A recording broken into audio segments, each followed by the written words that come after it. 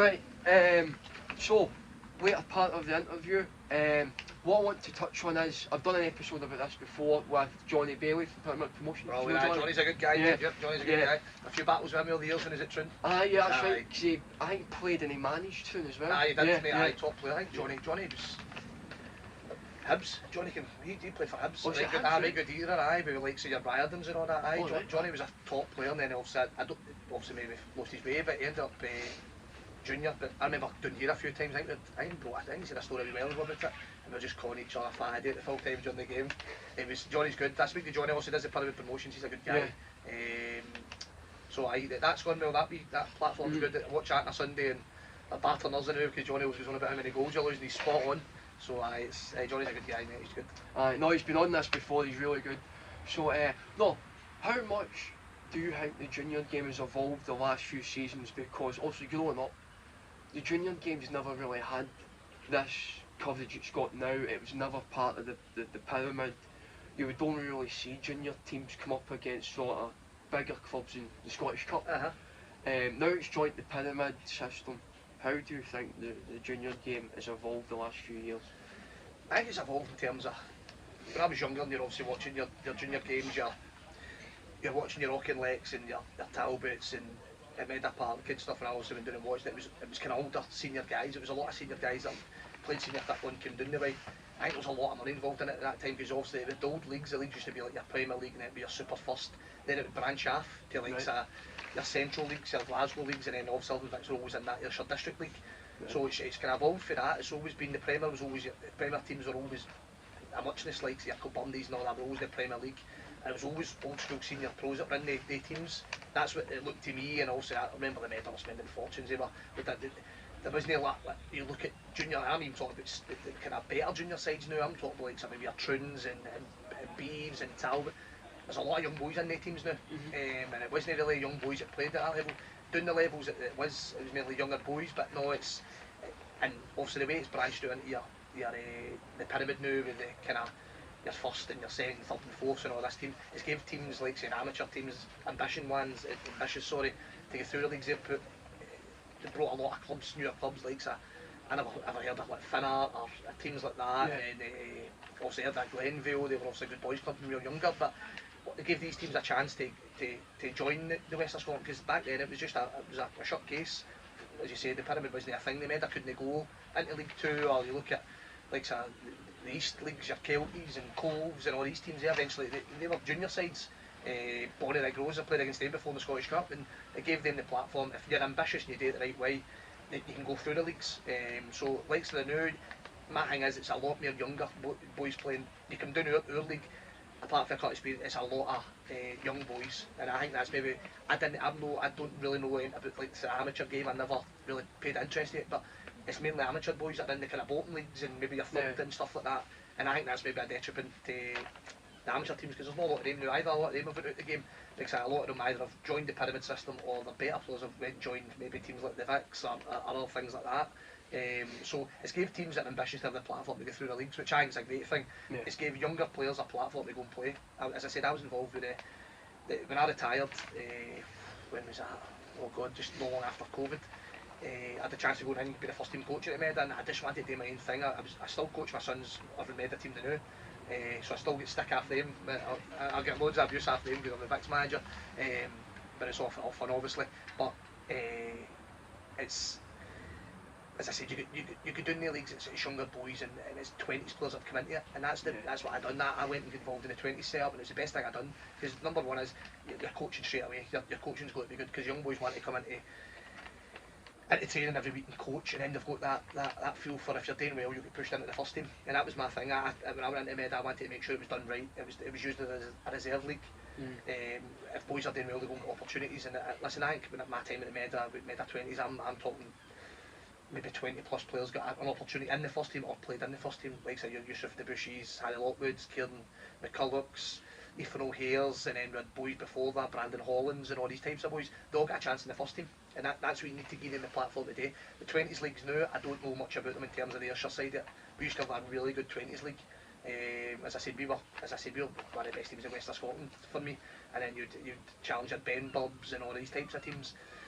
But to answer your question, it's evolved in terms of it's giving young boys a chance to play at the level now. Yeah. Maybe no, as I said, there's young boys that go and play at your Talbots and that as well, but maybe they wouldn't have got that opportunity before, but now they are, and I think a lot of that's down to your 20s development leagues. They're giving the teams the platform to go and play at first team level. We talked about the other week about Benburb, the guy at Benburb, Ross Cusack. We played against his 20s Benburb side, and then he took them to a ceiling where the one they got in the first team, Benburb had a right strong side. He took his full team to Muirkirk, and I kind of went, that could be a big jump for them. And Benburb were the team that beat us in the West final. And you look at what happened to Muirkirk, he took them right through the leagues. Yeah. Took them to the first time Muirkirk have been in the Premier League, and obviously Ross moves on to Benburb again and takes majority of his team with him, and then what happens to Muirkirk, they fold. That came for a 20 side. That came for a 20 side with young boys, and if they're coached right, they can definitely make the jump. So no, it's for me, going and watching and playing when I was a wee bit younger. You're playing against senior men that had fell down divisions, maybe like played with senior teams or that, and it was mere men, it's mere young boys now, and a lot more football. Listen, you still get your old teams that are back to front, and we could be at times as well, but it's mere coaching now. There's good coaches in this leagues and play decent football and all this type of stuff, so it's definitely evolved throughout the years, and I think for the best, to be honest, for the best. Yeah.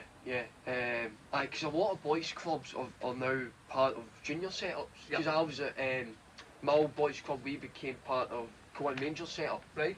And then I was at Ardere as well, became Ardere Yep. 20s and part of that, and I thought that really helped the first team, and it helped the club as well, the community and all that. 100%, Yeah. and that's obviously, we've nearly had 2 sniffs in my time down here at trying to bring in a 20 side the first full season last year when we started. We missed out that day. We had a team ready to go, and as you say, mate, it benefits everybody. You've got young boys there that are maybe want to push into the Vic's first team. You've got, again, it's good for the community, you've got another club there, and also it's a less a headache for me. I don't have to have as big a squad, because I can always rely on a couple of young boys if I need them for a Saturday, go on the bench, or if I need them for training, for instance. You can always tap into the 20s, and that's, as I said, I've got experience first hand in the 20s. I loved my time doing 20s football. It set me up for this because, as you say, over the time here, I think I've had maybe 16, 17 boys that have been involved in my 20 side, so I can tap into that, and I can also tap into players I've played against through the years at 20s level. I think it's a great thing, the 20s, but there needs to be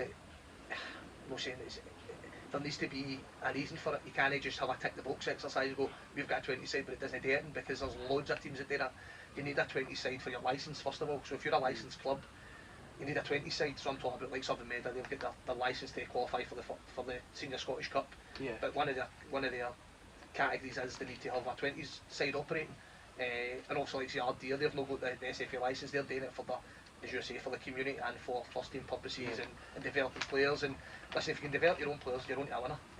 But as I said, the 20s is a great thing if it's done right and it's used, because I know loads of clubs over the years that just have a 20 side to tick a box and not really interested. The first team manager doesn't really pay interest to it.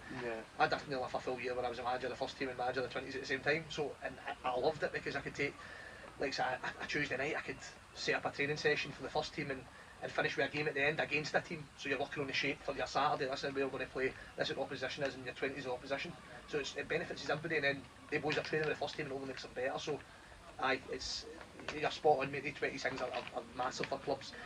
That's one thing I'd love to do down here, is try to get a 20 side in. As you said, you came for the 20s, and it's usually a boys club that moves across. We had a really good side at TAS, I think it was. Wee Maddox's dad and Steph O'Hare ran that team, and we brought them in at like 06 level, below my 20s, and I think they won 3 trebles or something. They won, because they were in my league, they did. Very good side. So listen, I took 5 of them straight in my 20s. And I'd speak about Ethan O'Hare, he's a boy I've had against since 15, 16. As soon as I seen Ethan O'Hare playing with that 16, he was in my 20s. And I think he went in my 20s around about September time. In December he had a first team appearance. A late athlete, Kevin Deaney, put him in the first team. So that's it working right there. That it's going to work that way. Listen, you can't put young boys in that be good enough. That's not going to work right, but you're still going to have that development way about it, and make sure you're using the 20s well, because it works for everybody. As I said, but hopefully more time, if I'm here, more time of that development side out with the 20s feeding into the first team, and then I want your boys clubs. I've got, as I said, I've got an Irvine Meadow boys club 2015s, and we've got 21, I think we've maybe got 21s now at Irvine Meadow, all the way to 20s first team level. And the Vics, they've got a few now. I think we've got a 2013s joining the setup. I would love 2014s, we'll go to 2015s, a 12s, 11s. I'd love it all. So there's a pathway that you can go and watch them and see them it's only going to benefit the club at the end of it, because you would love nothing more than a young boy for there to your first team, mate. So hopefully that's the way it works out. No, it's great to see, it really is.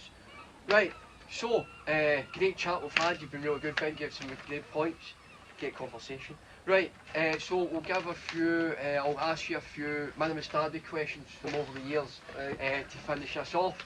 So, the first derby you were involved in? The first derby, God. I think it might have been that when I was talking about, mate, the 6-4. I think that was maybe my first or maybe my second. I think it was my first, I think, mate. As I said, it was a wild night down here. Made had a full team out. I said it was 6-4. As I said, 4-1 at half time. We're shooting down that way. It was wee Bobby Colligan. I think he scored a world day and then he scored another good one. And we're in, as I said, we're in there at half time laughing 4-1. It was just trying to keep the ball on net, and I think it was maybe the wind was howling down that way. We were defending that goal the second half. I always remember Xander Ryan that played in the middle. It was a wonder fit he had in the neck man for just at the halfway line. It was Jim Carson, it was in goals straight over him, and I made it 4-2 straight away.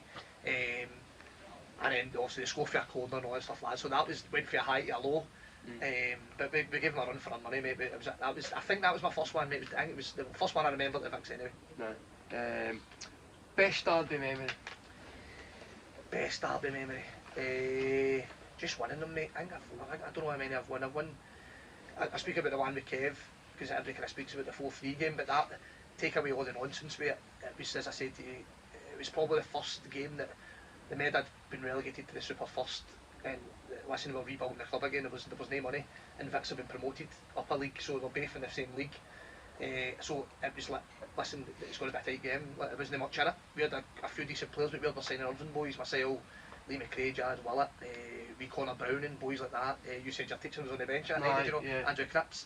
So we had a team of Irvine boys, and so did Irvine Vicks. With a few, obviously, Glasgow ones for there as well. But that one was good because we were doing 2-0 dead early. I think we boy Jordan Craig scored a cracking goal in the break, and then I'm sure Stuart Hannah scored a header just before half time, and then we managed to get back in the game. And the way we won it, I think it was the game got abandoned.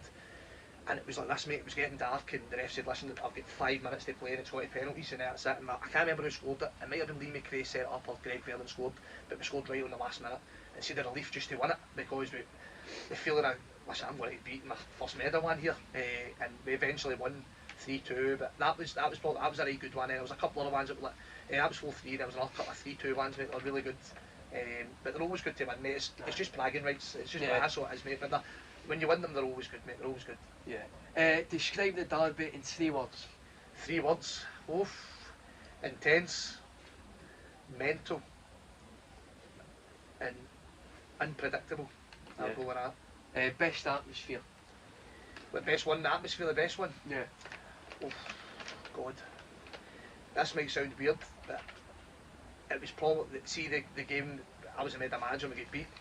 The Vicks were brilliant that night, and it was, I'm not talking about the game in general, but see the crowd that night, it was unbelievable. And we speak about pyrotechnics, obviously you want to do it in a safe environment, but obviously the club's try to ban them as best they can, but eventually they'll get them in somehow. But the Vicks had their flares up, the Med had their flares up. It was just a right good film. I was a little disappointed we lost the game, obviously, but it actually kick-started us going at the Meta. But the atmosphere that night was good. It wasn't that poisonous atmosphere, it was like everybody was there to enjoy it. Obviously the Meta one, like Meta Parks, it's bigger because obviously in terms of the size of the stadium. Obviously here, listen, last year we had, I think it was about 1,600 fans here last year. It was mental. The atmosphere was brilliant in them all. Obviously you hear every cheer growing, every sweary word you want in your life. But I would say last year's one was massive down here. That was the biggest crowd I think I've seen at Vixie's Park, and then the opposite way at Meda Park, it was a great atmosphere. But no, it was, they're all great, mate. They're great spectacles. Everybody turns out for them. The full Irvine. Listen, half the 2-0 turn out and no even know who's on the pitch. Some of them just turn up for a beer and all that. But they're paying their money, and that's what I say. See, if you're no interested in the fact, they're just coming, put a tenner into the club. You know what I mean? Even if it's Meda or here, support their local side, and that's what I say. See if we could even get a offer that come to there in the minimus game, at a home game. God, man, just think where the 2 clubs would be. So no, they're all the same, unique, mate. If you win, you lose, but they're always special. Aye. Well, Ben, thanks very much. No problem, mate. Not a problem, pal. Not a problem anytime, mate. Yeah. Thanks very much, and thanks for listening, guys, and I'll see you in the next one.